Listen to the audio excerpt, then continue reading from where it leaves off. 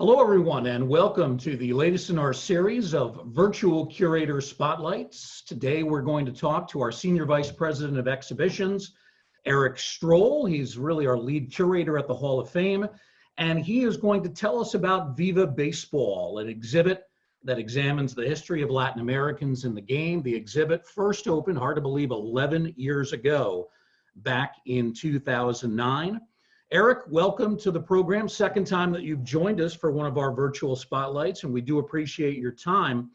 Let's begin by talking about the impetus for starting this exhibit. And that actually goes way back well before 2009. Yeah, correct, Bruce. So I got to the Hall of Fame in 1998, and even at that time, we were talking about the need to do an exhibit on the story of Latinos in baseball. It became ever present as we went through the 80s and the 90s, the impact that Latinos were having on the game. And of course, we knew that there was a whole history there, but it became evident that we really needed to do something to represent that story in the museum. So we actually started thinking about this as a traveling exhibition, and it started, I think, probably all the way back in 2005. Certainly by early 2006, we were making plans to create this exhibition. One of the first things we had to do was accept and understand that we had a lack of expertise in this area. And so you need to go out and find those people who can help you. You know, we certainly knew a lot about baseball history in general, and particularly the story of baseball in the United States. But we knew we had a lack of top-notch expertise on the story of Latinos in baseball. So we got together an advisory panel that included some real great academics, Milton Jamil from the University of Texas, Rob Ruck from the University of Pittsburgh, Adrian Burgos from the University of Illinois at Urbana-Champaign, Alan Klein from Northeastern, and then Tim Wendell, our good friend and author and writer, also teaches at Johns Hopkins. We got those guys together, and it took us a few years, and we were ready to go ahead and do something as a traveling exhibit. Unfortunately, that did not hold together. There were a few variables that prevented that from happening, but after spending years on this content, and really to do a good exhibit from scratch from the beginning to the end, you're going to need at least 18 months to 2 years. And so we had worked on it for quite some time. After that did not materialize, we decided, hey, let's transform this and put it permanently in the museum. So that's what you see there, the ribbon cutting of the exhibit in 2009. And like I said, we probably had worked on it for a couple years in earnest. And that includes staff members. John Odell, who is one of the main curators on it, is on the left. Then you have Roberto Clemente Jr., Orlando Cepeda, former President Jeff Idelson, Juan Marichal, and next to him is a gentleman named Ralph Avila, who is a scout and basically created the academy system for the Dodgers in the 80s. Tremendously influential guy. And then one of our exhibit designers, Dan Wallace, is on the right-hand side. It was quite a celebration to have, you know, all these luminaries here to kick off what we knew was a very important cultural thing that we had added to the museum. Really a historic exhibit for the Hall of Fame, because this was the first full-time permanent exhibit. It's completely bilingual, English and Spanish. And that's certainly a good thing, but not very easy to pull off. It turned out to be quite a challenge. Yes, it was. And it's not something that I would have, I'm not a Spanish speaker, so nor did we really have a fluent Spanish speaker on staff. So that was a first hurdle that we had to get past. So we had to find someone that we felt comfortable with that could do the translation. I soon found out that not all Spanish is the same. So depending on where you're from, there are different dialects and different pronunciations and different grammars. So whether you're from Cuba or Puerto Rico, or you're from Miami, or you're from Spain, you know, there's different ways that Spanish is spoken. So we would have one set of people review the text and it was fine. And then another person would review it and say, well, this is incorrect, or this isn't translated properly. That was something that I did not expect. I certainly know that now, and we would go in with our eyes wide open. So we kind of, you know, settled on what we thought was the best translation for all concerned across a wide spectrum. And we've gotten very little negative feedback about that. So although it was laborious to put it together, it was something that, of course, needed to be done. Now, another thing from the exhibit standpoint is, it's an economy of language when you're talking about exhibits. You don't write books. You don't put books on the wall. That's not what people want to read. This is not a narrative academic paper or a magazine article even. So economy of language is important. How can you get across what you want to say in the fewest words possible? Well, you've now at least doubled that space because you are doing it in Spanish and English, and Spanish takes up more characters than its English translation. So we knew immediately that there was going to be more space taken up by labels than normally would be, which affects the whole layout and design of the exhibit. One of the things I really love about the exhibit, and I always say this with school groups that we bring through the museum when we are open, I love the floor. The floor is a map of the Caribbean. It's a map of Latin America. Geography was never a real strength for me in school. It's still to this day a little bit of a struggle. I have to admit that. But I love that I can go into this exhibit and sort of reacclimate, reorient myself as to exactly where these countries are in relationship to each other. I think it's one of the great aspects of this exhibit. Yeah, it is fantastic. So as you point out, most of us have not had geography since middle school, depending on, excuse me, on what our schooling was like. And we needed to give people a reminder. We also knew for our educators in the museum, that would be tremendously important when you're bringing in school-age kids to try to explain this to them. You don't need handouts. You're standing right on the map. You can go through where these places are. And you can see that it's an awesome part of the design element of the exhibit, but also you can tell how this exhibit looks from this photo right here. Lots of color and vibrancy in the way that it's designed, which is very much like the game in Latin America, the game of baseball. If you walk through the museum, this exhibit is unlike anything else. You kind of turn a corner going through other parts of the historical timeline, and you see it, and it kind of hits you right in the face because you're like, wow, that stands out. So that, excuse me, that color palette was meant to bring out how, how the vibrancy of the game is felt in Latin America. There's a certain passion and flair and joy. We use those words a lot when we talked about this exhibit. And for anybody who's been to a game in Latin America or the Caribbean, it's a different experience than going to a game in the United States. It's filled with sight and color and sound, people playing instruments and singing all the time in the crowd. It is a different experience. We wanted to try to convey that in the design of the exhibit itself. So I think anyone who has seen it or plans to come and see it, you will notice that right away. There's a video that actually plays in the exhibit, and you can press a button and you can hear the video narrated both in English and Spanish. And one of the scenes I always remember in that video is you see cheerleaders on top of the dugout. That's not something you see in baseball in our way of thinking. Yeah, no, certainly not. So that is something that in that video you point to, that was done by Jaime Jarrín, who's the Spanish broadcaster for the Dodgers. And talk about a natural. I think we did that in one take with him. It was like you were working with the most consummate TV pro. And he did it in English and in Spanish. And it's actually 9 screens, and all 9 screens can play as one, or you can have 9 separate images, or you can have 3 images on one side, and you can break up those 9 screens and use them as you want. So that adds to the element and the passion, the flair, and the joy, which is really the what that is called, or imbues that video. It certainly comes through when you watch. Now, the way the exhibit is organized, you were explaining this to me a couple of days ago, is 5 separate sections. And one of the sections explores the origins of baseball in Latin America, and also goes into some of the different countries, many different countries throughout the Caribbean, where baseball is hugely popular. In some cases, it is their national pastime. But this whole story of Latin American baseball has to start with Cuba and a man named Nemesio Gio. Tell us about him. Yeah, so baseball in the Caribbean starts in Cuba, right? And before we get to Nemesio, most people, if they're not familiar with the story of baseball in Latin America, may have heard that American sailors brought baseball to Cuba.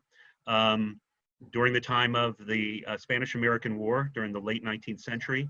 And it dates much older than that. I mean, they were really playing baseball in Cuba within a decade or two of baseball in the United States. And Nemesio Guillot is considered the father of baseball in Cuba. When he came to the United States, he went to college in the United States, Spring Hill College in Alabama. And this was very common back in that time. You had those who could afford it, the middle class and the upper class citizens, obviously did a lot of trade, a lot of finance with the United States. They thought sending their kids to the United States would get them a great education. You also had sort of a resistance to the Spanish colonial rule, and one way that you could show that resistance was by sending your kids to America to get an education. They learned to play baseball by going to school in the States, and Nemesio brought back baseball to Havana, and really began playing baseball there as early as 1864, and was one of the founders of that first club in Havana. Another guy whose name pops up a lot is a gentleman named Esteban Bayon, and he did the same thing. He went to school in New York, what is now Fordham. He went to college in the United States. He came back and played in Cuba as well. But what he's most famous for is being the first Latin player to play in the American major leagues. He actually played for the Troy Haymakers from 1871 to 73, which historians in the Hall of Fame consider to be the first major pro league. So he is the first Latino. Then it's a long gap before you get to the next ones. But Nemesio is really the guy who brings it, and then baseball becomes immensely popular in Cuba. They get the first pro league in Latin America. It begins in 1878, and that's the Pro-Cuban League, which lasts all the way up until the Communist Revolution, and when Castro discontinues it in 1961. So it's a long, long history that begins in Cuba. When you go from Cuba to the rest of Latin America, that is really how the game spreads. The term the apostles of baseball is often used, and we do have a little map in the exhibit that shows that spread. That photo you're showing there is that first section of the exhibit, starting with Cuba on the left, and then showing you how it goes to other countries in the Caribbean. So next there you see the Dominican Republic, and they get baseball from Cuba in the 1880s. A lot of that has to do with inter-island commerce and trade. Very quickly it's adopted by the sugar mill, sugar being by far the #1 product that comes out of the Dominican Republic. And so they had many semi-pro teams and sugar mill teams that sprouted up. And those rivalries became very heated. That 1878 league, and as it moved forward, was famous because not only do you have the best players in the Caribbean coming and playing there in Latin America, you also have some of the best Negro leaguers from the States going down and playing there. Obviously, they can't play with their fellows, the white ball players here in the U.S.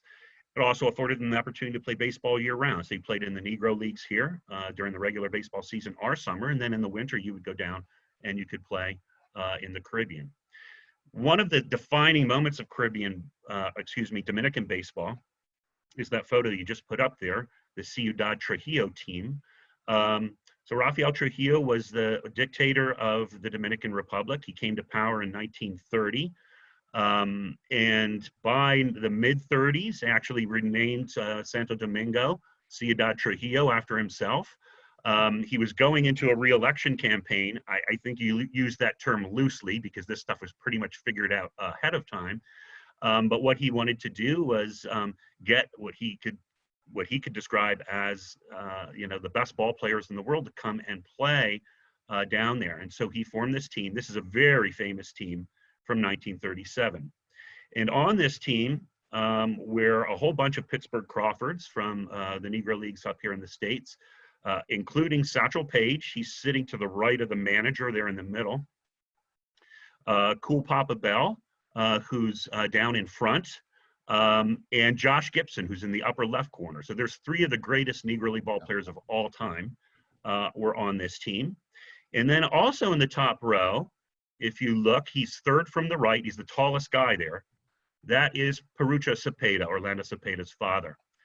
who never came to the States to play, but was considered one of the greatest talents. And we still remember when we opened this exhibit not this exhibit, excuse me, our Pride and Passion exhibit, which also contains this photo because of that Negro League element with this team. And when Orlando saw that, he basically broke down in tears, the fact that his father was in the museum. That team won the league that year, not surprisingly. They spent $30,000 to get these players to come. It was a strange experience for them. They were basically, in essence, kidnapped, for lack of a better word. They played under armed guard and weren't allowed to go out and do anything, and were really just there to play ball, which occurred on the weekends. So it was a strange experience for all of them. It basically bankrupted the ability for them to play more ball and to pay that much to continue that. And Trujillo, of course, the election was over, and he did not really feel that the team had played up to the best of its ability, whatever that was in his own mind. And that really was the end of Dominican baseball for about a dozen years, until a moment in 1948 when the national team died in a plane crash in Rio Verde. The entire team was killed. And they quickly found replacements, and that replacement team went and won the amateur international tournament and put baseball back on the map in the Dominican Republic. So you mentioned Perucho Cepeda. I once talked to Orlando about his father, and Orlando's very humble about talking about himself. And he said, "Oh, Perucho, my father was much better than I was." Yeah. Oh, yeah, he said that to me as well. And I don't think there'd be many people who ever saw his father play that would argue that he was just not a sensational ball player. Absolutely. Yeah. So that's kind of the story of baseball in the Dominican, and it's similar then with the rest of the country. So in Puerto Rico, baseball gets to Puerto Rico from Cuba in the late 1890s. It's quickly embraced by businessmen there. And then, of course, in 1898, the American military also arrives. And so that gives a boost to its popularity. And by 1938, they have a pro league. And what you're seeing here is one of the most famous teams that existed in the history of the Puerto Rican Professional League. And this is the 1954-55 Santurce Crabbers team, Cangrejeros, which contained, as you can see in the far left there, Willie Mays and Roberto Clemente were on that team. Historians call it the perfect machine. And they went and they won the title that year. We do have the trophy on loan for that championship in the exhibit. It's in that first big case. So baseball in Puerto Rico, really, once that begins as a professional league, becomes very popular and flourishes. Really up until the most recent couple decades, where it's the last 10 to 15 years, it's fallen on some hard times. But it is, again, one of the mainstays of baseball in the Caribbean is ball in Puerto Rico. Erik, I love the nickname for this team, the Panic Squad. The Panic Squad, because it instilled panic and fear in all of their opponents, yes. Yeah. What a picture. Mays and Clemente on the far left. And I think that's George Crow, if I'm not mistaken, on the far with the right. Glasses, and Bob Thurman as well was on that team. Yeah. Yeah, George Crow actually came to the Hall of Fame probably back late 90s, early 2000s. Very quiet, very modest man. Unfortunately, has since passed away, but he was a terrific Winter League player and also did play in the major leagues for a while. Well, we speak of Puerto Rico, and in many ways, the story begins, in a sense, with Roberto Clemente. In the exhibit, we actually have a copy of the first professional contract that Clemente signed, and it was with that Santurce team that you mentioned. Yeah, right. For 1952-53, $40 a week, if you could imagine. And we do have the original as well, but we do put, there's a copy on exhibit. You don't want to, for those out there wanting to learn more about how museums work and do their job, you don't want to expose paper documents to light as much as you can help it. So although you may have it on display for a little while, you rotate that out and put in, of course, with today's technology, high-end replication and reproduction facsimiles. We can just produce those in-house and put them up and it looks almost like the real thing. But yeah, Clemente's in multiple places in this exhibit for numerous reasons, and we'll talk about him a little bit more as we go through here. But right there, that's kind of the beginning. And of course, he He gets drafted by the Dodgers, and they lose him to the Pirates in the Rule 5 draft. They don't put him on the major league roster, and he ends up playing for Pittsburgh beginning in 1955. He started with Santurce when he was, I don't know, 16 or something like that. Yeah. The contract is completely written in Spanish, which makes sense. The majority of the players were Spanish speaking. Of course, front office, many of the coaches, Spanish speaking as well. You'll see sort of toward the top of the document, it says Contrato de Jugador, and that simply translates into contract of the player. Really a fascinating document. Continuing with some of the exhibit cases, here is another one of the 5 sections that we mentioned earlier. Erik, tell us about this part of the exhibit. So this is, we call this Caribbean Commonalities and Traditions. And this is really about, you know, we're trying to get the essence of the game. This is not a chronological exhibit where you start in the beginning and you come out at the end and everything goes in exact order. So we had to think about different ways to slice the story of baseball in Latin America and why it was important. So one of the things that makes baseball in that part of the world stand out and different from other parts of the world are what we call these Caribbean commonalities and traditions. So there's certainly this aspect of generation to generation, the passing of the game down. And so some of that is what is shown here. You can see on that rail where there's buttons, down in the lower left, there's a picture of the Alou brothers, Matty and Jesus and Felipe Alou, the first all Latino outfield in the major leagues. You know, family is obviously very important, and there was this constant tradition of families following in the footsteps of their brothers and sisters, their fathers, their grandfathers. So this case kind of talks about that. There's 2 bats there above that. Those are both from the Alomar brothers. So that is Sandy Jr. and Roberto. Those are both bats that they used. They were back-to-back All-Star Game MVPs, and those are bats from those games in 1997 and 1998. You can see a little bit next to that bat is a cardboard glove and a handmade ball. The glove doesn't look like a glove. It looks like a piece of folded cardboard. Almost looks like it's leaning against that bat.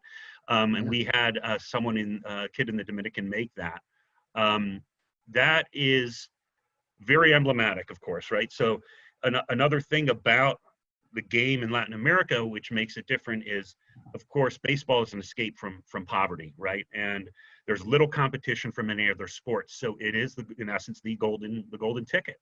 And kids will do anything to play, even if that means making every single piece of equipment you have to. And I can't tell you how many times we hear those stories. You know, I had conversations with Mariano about that last year when we were doing work with him, and I gave him his orientation about making equipment. And any of our Latino Hall of Famers, you asked them that question, and they all made their own equipment out of cardboard or milk cartons or whatever, you know, was available. Another thing about over to the right is the Venezuelan shortstops. So starting with Chico Carrasquel to Luis Aparicio, who was the first Venezuelan in the Hall of Fame, to Davy Concepcion, to Omar Vizquel, that great tradition of Venezuelan shortstops we talk about there. So this is about, you know, the game and the love of the game and how the game spreads in Latin America. We also talk about the rivalries. The rivalries are intense. Most of these countries don't have very large leagues. They have leagues with maybe 4 teams, 4 or 6 teams. And these rivalries go on and last for decades and decades and decades, whether it's Habana and Almendares in Cuba, or whether it's teams like Licey and Águilas in the Dominican Republic, or San Juan and Santurce in Puerto Rico. Long-standing traditions of these rivalries. And of course, the Caribbean World Series begins in 1949. It's something that still goes on today. And you'll see not only rivalries amongst these teams within their countries, but the rivalries amongst the countries themselves is an intense thing. So that's part of what we talked about in that section.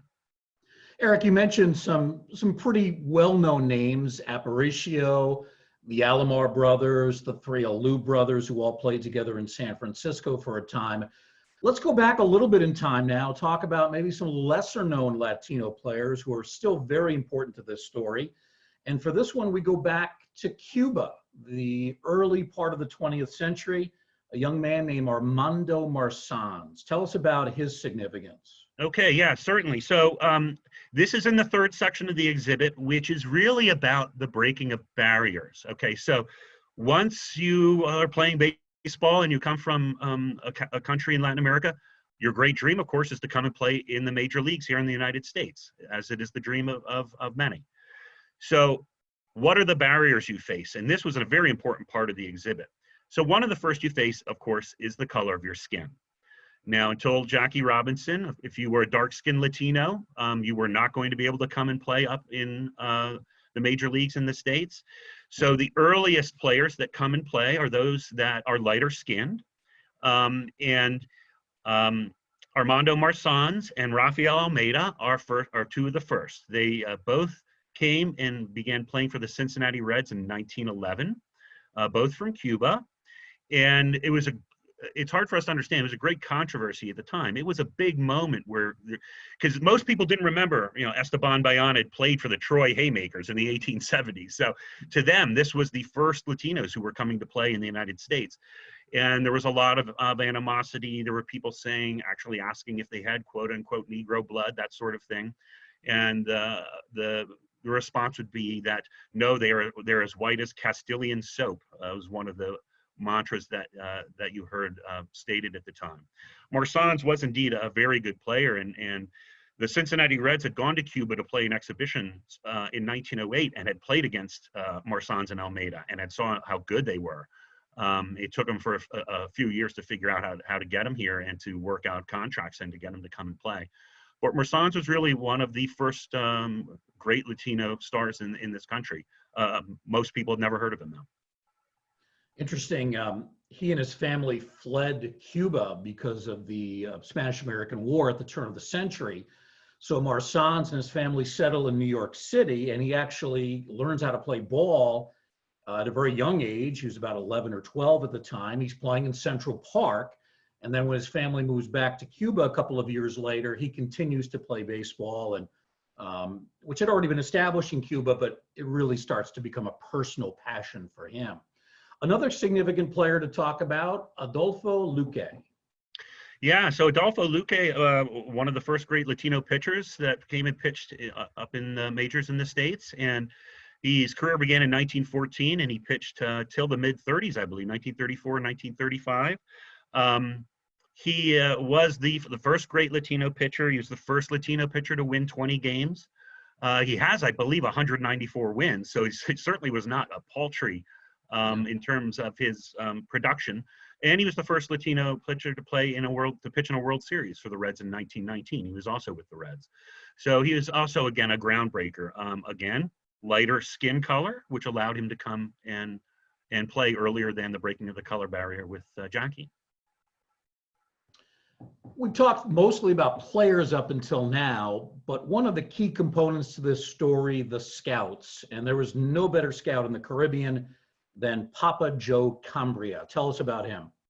Yeah, so he was the first scout hired by a major league team to scout specifically in Latin America. He was hired by the Washington Senators in 1935, and he signed over 400 players just from Cuba alone during his time with the team. And he really helped change the face of baseball. Some of the guys that he signed were Louis Tiant, Mike Cuellar, Tony Oliva, Zoyo Versailles. These guys are all come a little bit later, but he started, as I said, back in the 30s. And so this is something that is an important part of the Latino story. So we have the barriers we were talking about. You had to be of lighter skin color, right? You also had barriers of culture, barriers of language, barriers of food, and just simple cultural identity. So as Clemente once famously said it, I feel like I am a double minority. Not only am I Black, but I don't speak English, and I'm not familiar with American culture. It makes it twice as hard. So you have all of these things that are barriers to prevent players from coming to play. Then once you have Cambria and these guys who are the early scouts, you start seeing allies on the side of the plus side of that scale, right? How do we get the players to come? How do we make them feel more comfortable? How do we give them opportunity?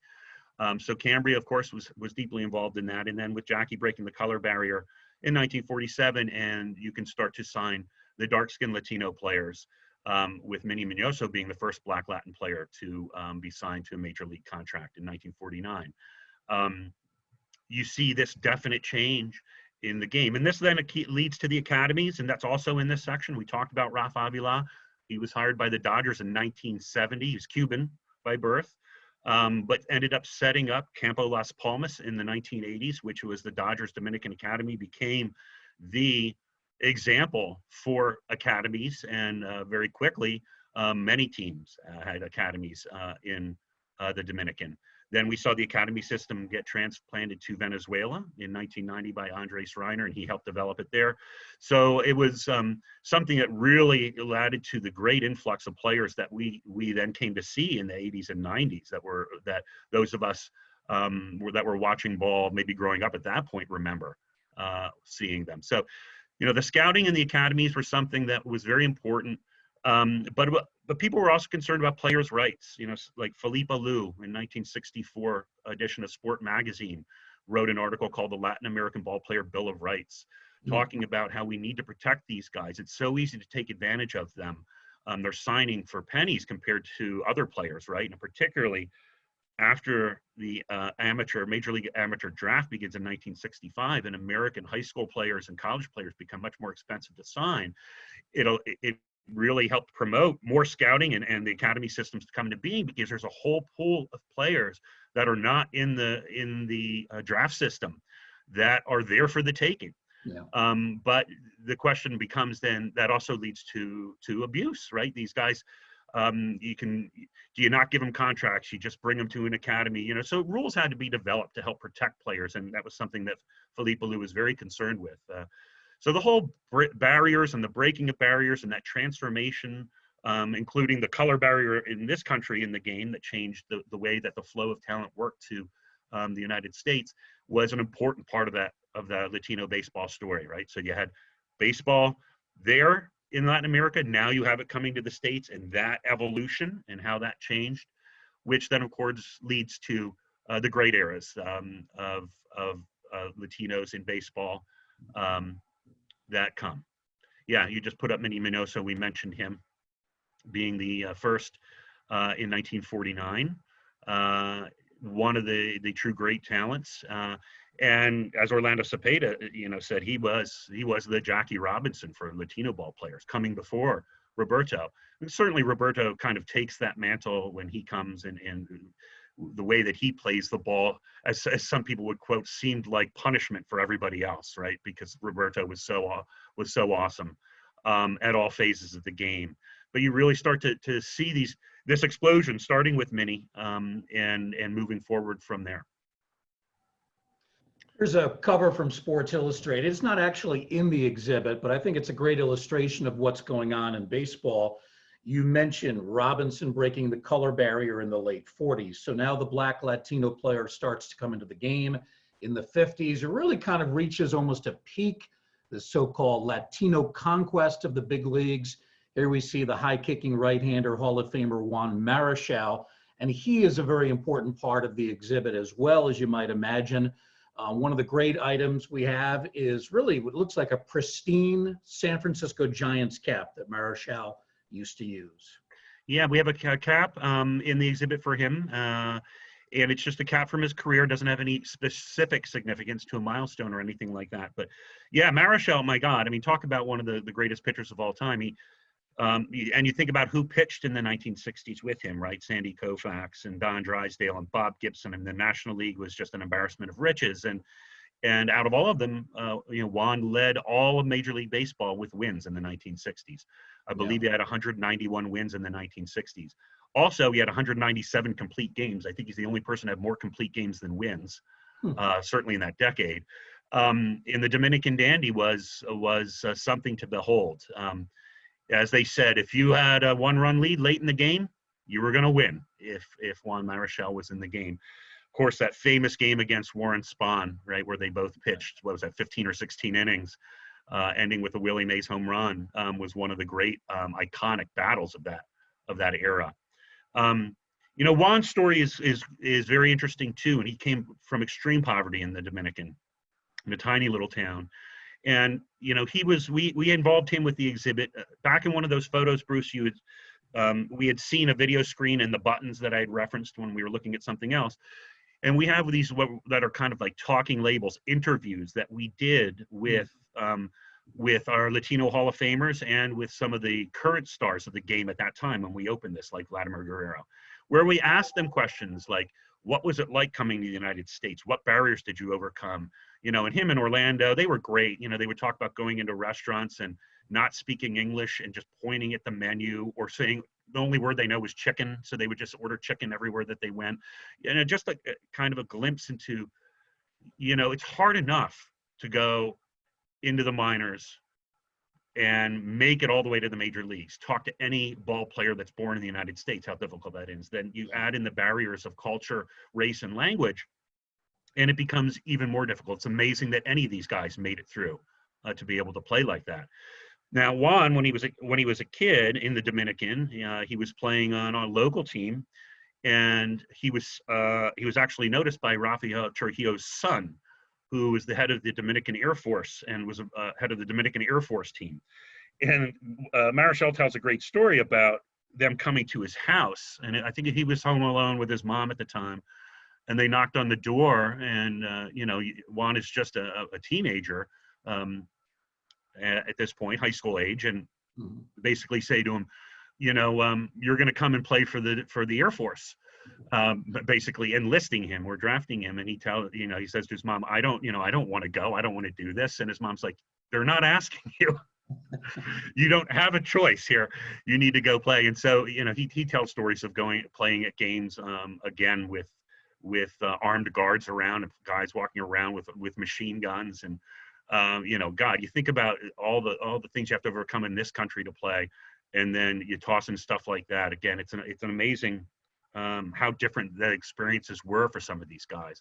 So that's, again, something we wanted to capture in this exhibit, a reason why we needed to do this, so we could talk to these guys, get this stuff down while they were still alive, and be able to start sharing these stories with people as they came to the museum. Now, you mentioned Marichal and Cepeda, and there were some other players too, and they responded both in English and Spanish to the questions.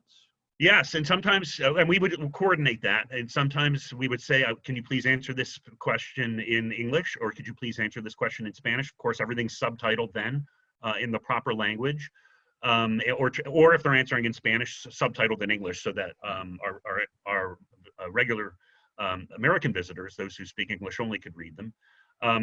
But yeah, again, the fluency and the bilingualism of all of these guys is something that's amazing. They may not have started speaking English, and they certainly got to different levels of fluency. Some players being able to speak like they were native speakers. Yeah. Others, you know, never really getting quite the hang of it, but enough to certainly communicate. But you know, as I've been saying, imagine, you know, having these extra barriers to face. So that you know, that part of the exhibit, and we talked about the bilingualism and the labels, is something that certainly makes this exhibit stand out, different from anything else we've done. Another part of the exhibit here, and I guess my eyes gravitate right toward the middle, the number 21 jersey of Roberto Clemente. Yes, well, the cap there to the left, that's the cap you were just showing from Marichal, and that's Marichal's glove below that. And then you have, right, the jersey for Clemente there, and that was the jersey that was used to retire his number in 1973 after his untimely death in the airplane crash on the last day of the year in 1972. And for those watching who may not know the story, of course, died serving others, which is something that Roberto did, a selfless man, and he was taking earthquake supplies to Nicaragua, and the plane crashed right into the ocean right after takeoff, leaving Puerto Rico. That jersey, we feel, was used perhaps the year before at the end of his career. But it was the one that was then used to retire his number in 1973. Certainly an iconic artifact for us. We have his 3,000th hit bat, which also was in this exhibit.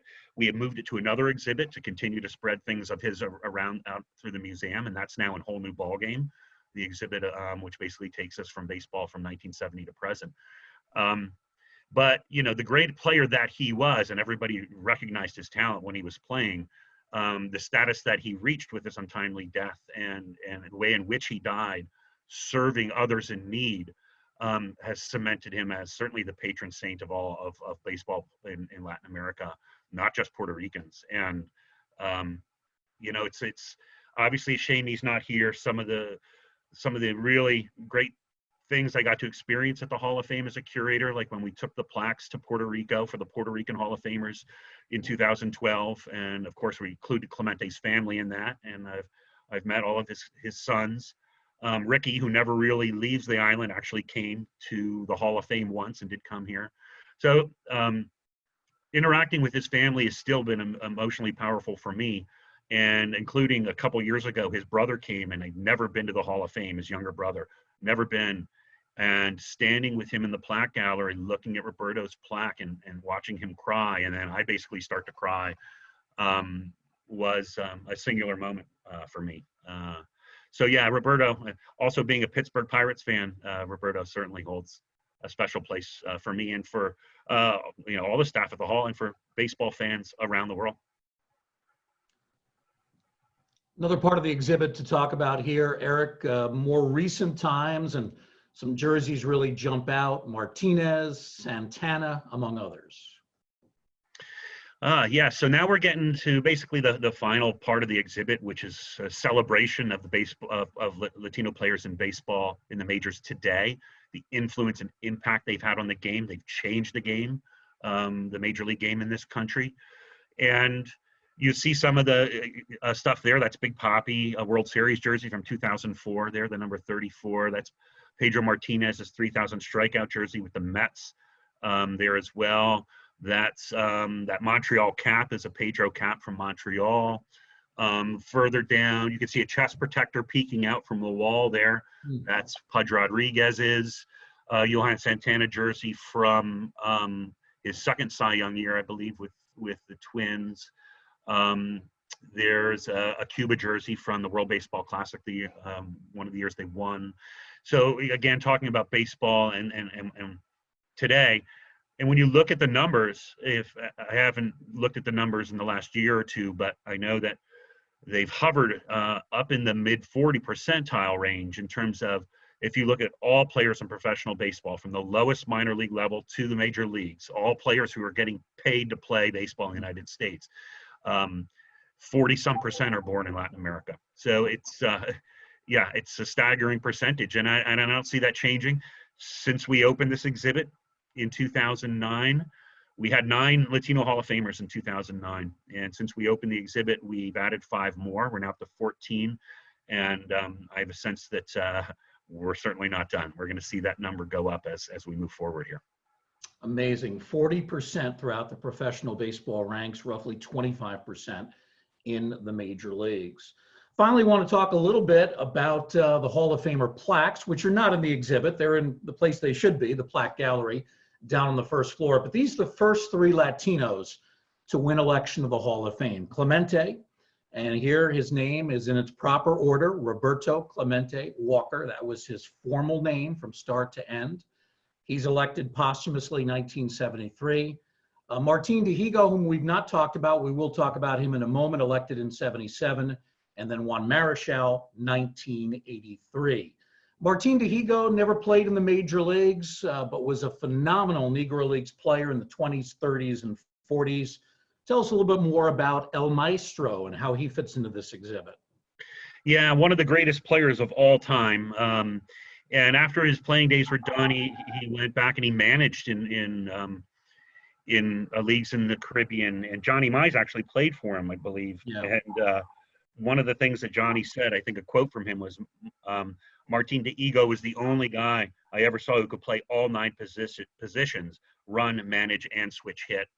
In 1938, he won both the batting title and the pitching title, doing both things. He batted .383 or something like that. His pitching record was 18-2 with an ERA of .90.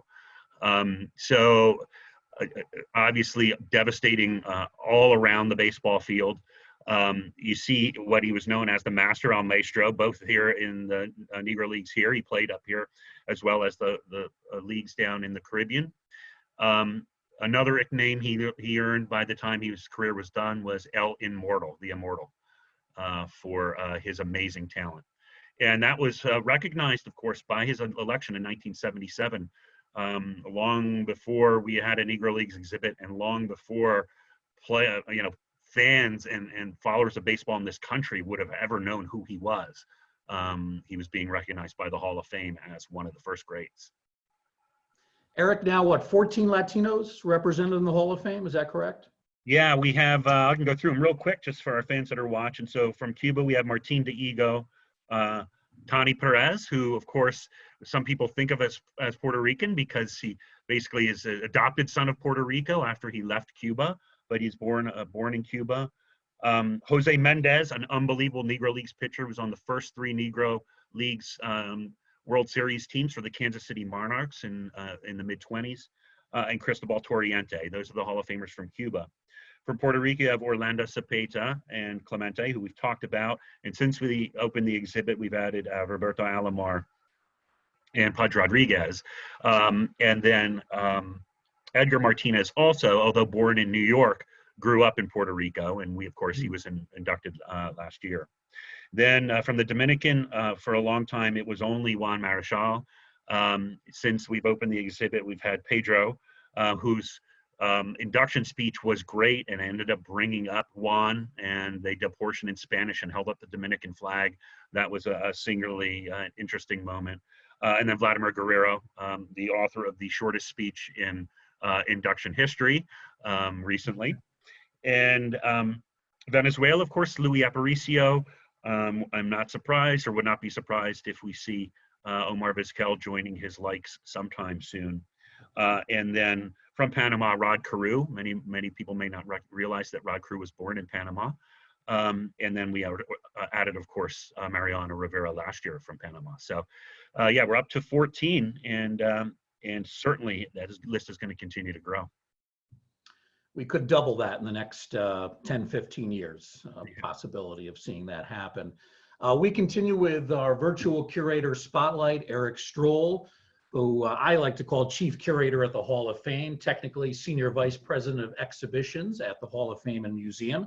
And we'll take your questions via our chat room if you'd like to pose a question or just make a comment for Erik and I. We actually have a comment already from Amanda, and she says, I went to the Cuban Orioles game at Camden Yards years ago as a high schooler. Seeing Cuban fans dance in the walkways on the stadium was an unbelievable cultural shock.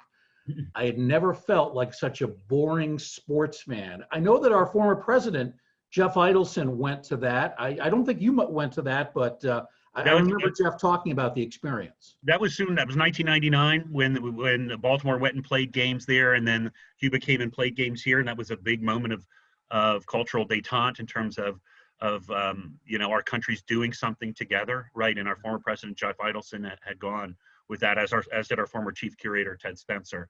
But Amanda's comment is dead on. And as I said right when we began, experiencing baseball at a game in Latin America is a completely different experience. And that's something we wanted the exhibit to, at least in its own very minimal way, try to convey.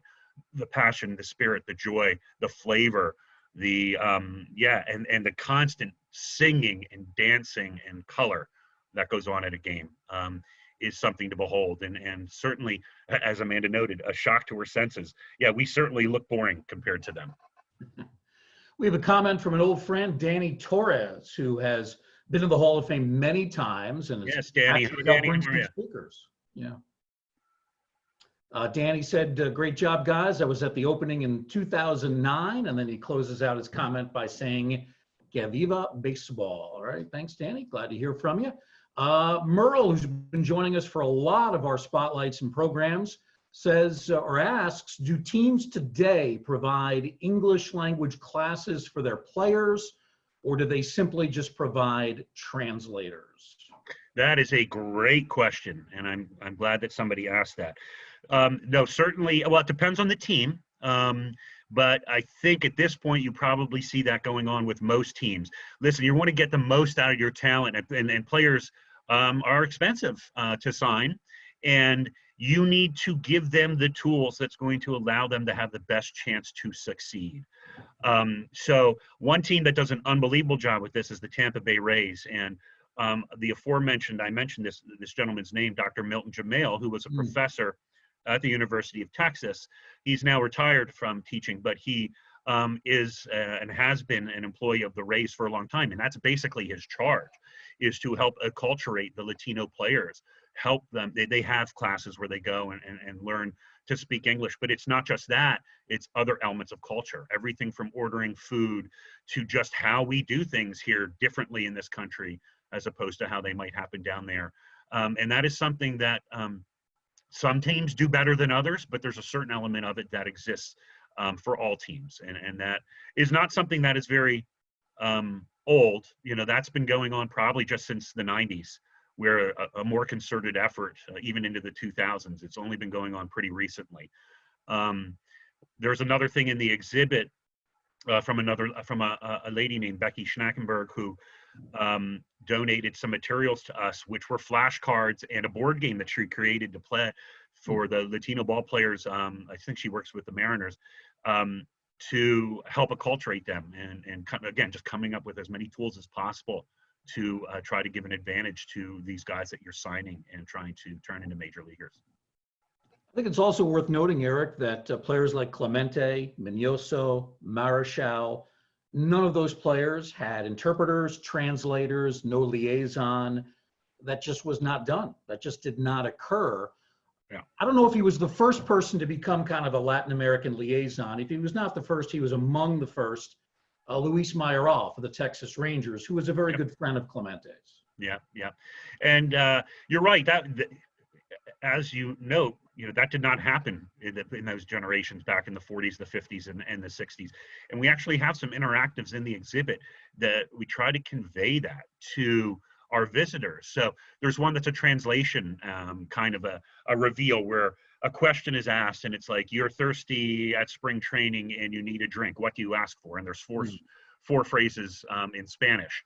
So the whole point is that as an American visitor, we're trying to make, or American visitor to the museum, what would it be like if you were trying to deal with this stuff in a foreign language? So we're turning the tables on the visitor and putting it only in Spanish and saying, well, what would you ask for if you needed a drink?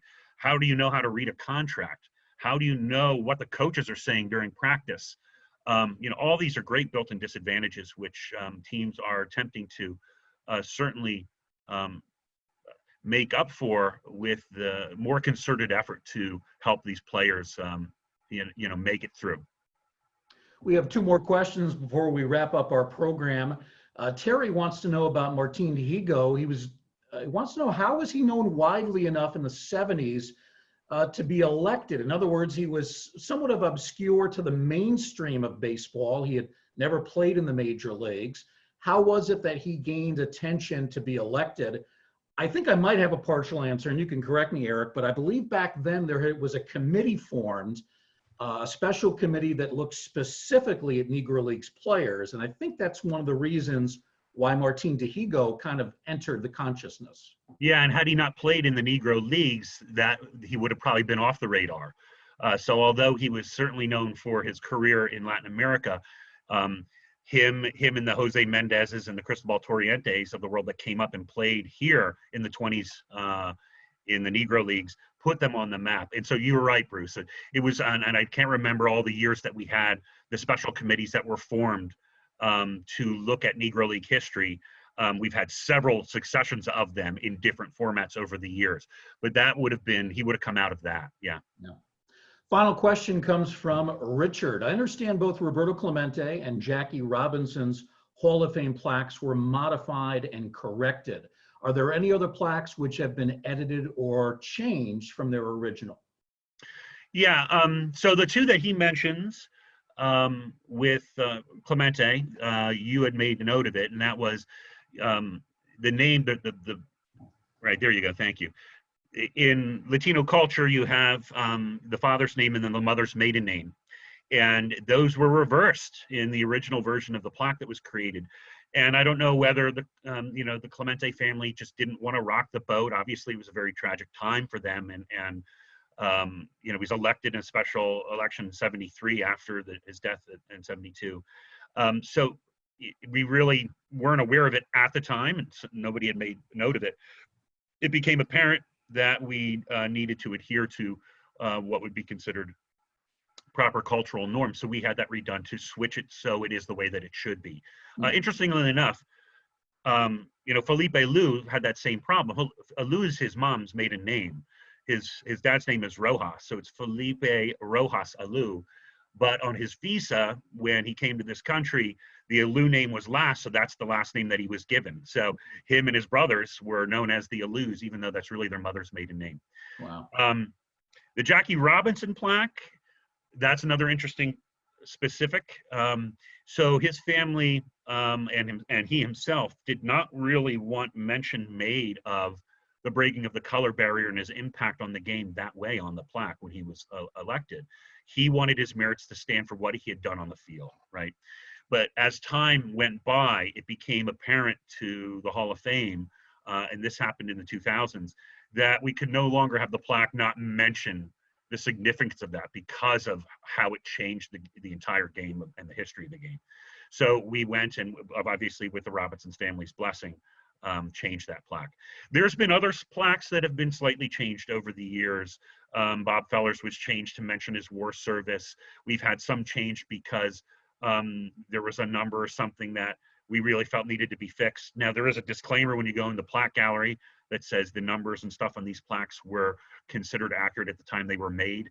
We know that numbers get changed all the time and revised as stats get updated and looked at, particularly with their widespread availability now and people can study them. But we are not going and changing all the numbers on all the plaques because an RBI changed here or a number changed there. But it's relatively few. The two that he mentioned were the most significant, and there's been a few other smaller examples.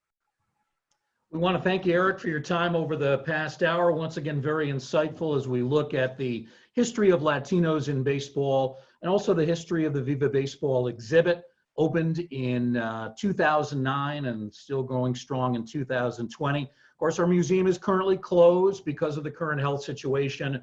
We're all hoping that's going to change sometime in the coming weeks or months. Erik, thank you. Appreciate it very much. Yeah, my pleasure. And to all those that viewed and watched, I'm very pleased that you did. It's a very different experience for us all. Normally, I would do these walking through the exhibit in the museum with our visitors, and we can see everything, and it's a much more a different experience, shall we say. But I'm so pleased that those of you out there decided to spend some time with us. And this won't last forever. We will reopen and make a note to come and see Viva Baseball and all the other great exhibits once we get a chance to open our doors again. So thanks to all those who watched, and we can't wait to see you again back in Cooperstown. Again, thank you, Erik. Just a reminder, we've got some more programs coming up later in the week. Let's see, coming up Thursday afternoon at 2 p.m. Eastern Time, we're actually going to be doing one of our virtual field trips for CILC, the Center for Interactive Learning. They have arranged for us to do a program that is going to be available to anybody who registers for it, and that'll be on women in baseball. So that's Thursday at 2. And then Friday at 11 a.m., we're going to talk to our old friend Brian Kenny from the MLB Network. We'll cover a number of topics with Brian. And then a week from today, next Tuesday at 11 a.m. will be our next virtual curator spotlight. Gabrielle Augustine, who has been with us on one of the earlier programs, she will join us to talk about our Diamond Dreams Women in Baseball exhibit. So lots of great stuff coming up. We thank Erik. We thank everybody for joining us today. Have a great day, everybody. Thanks, everyone.